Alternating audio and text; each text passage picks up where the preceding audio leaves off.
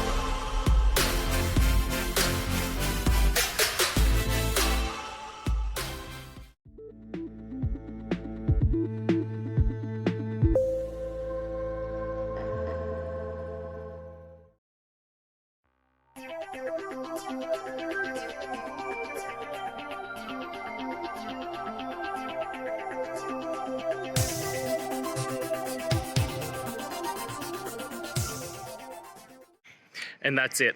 I hope that that's helped find the solution that you're looking for. And if it did, please, I'd appreciate it if you hit the subscribe button. Every time you hit it, it really helps.